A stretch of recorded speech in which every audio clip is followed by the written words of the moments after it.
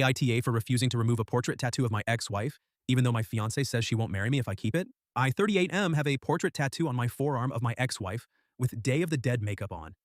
Yes, an actual portrait. Not a symbol, not an abstract design. It is clearly her. It is of the first picture I took of her, and I have had it for over 11 years. My fiance, 35F, let's call her A, has always known about it. She has seen it countless times and never said anything negative.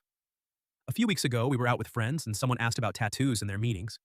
I explained mine one by one and eventually talked about the portrait. Everyone reacted with comments like, "Wow, that must have been meaningful."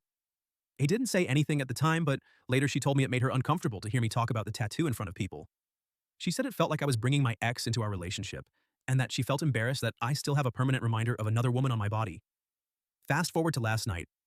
We are 2 weeks away from our wedding. Out of nowhere, A sits me down and tells me she cannot marry me unless I remove or cover the tattoo. She said she has tried to be understanding, but she can't start a marriage where her husband has a giant portrait of his ex on his arm. She said it is disrespectful to her and makes her feel like I am still emotionally attached. I told her I am not removing it.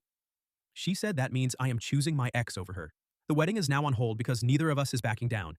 Here is where I need assistance. I understand why a fiancé might feel uncomfortable with a portrait of an ex. I know it is unusual. I know people think tattoos like that must mean someone is still holding on to feelings.